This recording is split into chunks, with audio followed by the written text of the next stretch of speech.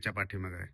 या माझ्या बीड जिल्ह्यातील केज तालुक्यामधील मसाजोग या गावचे सरपंच जे आहेत संतोष देशमुख यांचा आता डायरेक्ट मृत्यू झालेला आहे. त्यांना दुपारी 3 वाजता केजच्या टोल नाक्यावरून उचललं गेलं, त्यांचं अपहरण केलं गेलं आणि त्यांना केज तालुक्यातील दहिटणा या गावी त्यांचा मृतदेह 6:30 वाजता टाकला असा एक माहिती कळती.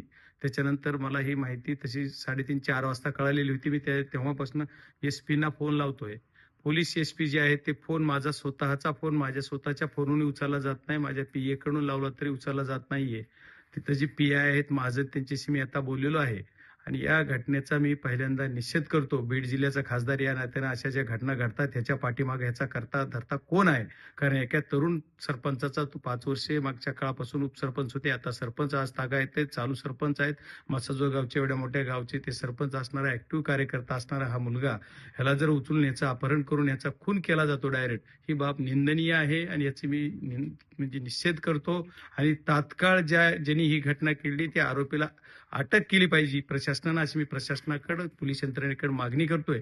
पण पोलीस यंत्रणा रिस्पॉन्स देत नाहीये. पण याच्या पाठीमागे कारण काय हे कळालंय? नाही, याच्या पाठीमागचं कारण असं प्रथमदर्शी असं कळतंय की तिथं विंड मिल म्हणजे त्या आमच्या पवन चक्क्याच्या ज्या टावर बसवले उभे केलेले आहेत त्याचे एक सबस्टेशन आमच्या मसाजोग गावी आहे. तिथल्या काही लोकांना त्या पवन चक्कीवाल्याच्या खंडणी घेणे वगैरे असे प्रकार आमच्या बीड जिल्ह्यामध्ये बऱ्यापैकी घडतात आणि त्याच्यातून त्याच्या सूत्रधार कुठेतरी वेगळ्याच बाजूतून कुणीतरी एक प्रमुख माणूस असतो, त्याचे कॉन्टॅक्ट असतात, त्यांचे मोबाईल कॉन्टॅक्ट डिटेल्स घेतले पाहिजेत.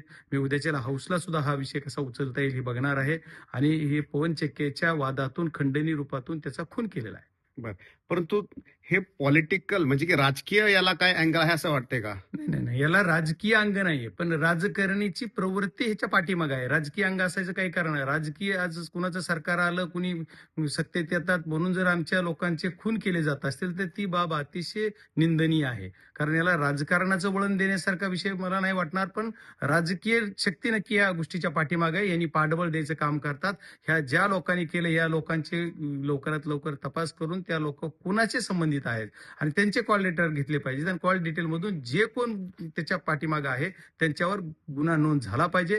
302चा गुन्हा होईल, खंडणीचा गुन्हा होईल, पण जे कोणी पाठीमागे आहेत आमच्याकडे खोटे गुन्हे केले जाते त्या खऱ्या गुन्ह्याला तरी न्याय बीड जिल्ह्यात एसपी आणि पोलीस यंत्रणा देणार का? हा माझ्या तुमच्या दृष्टीतून मला महत्वाचा प्रश्न विचारायचा.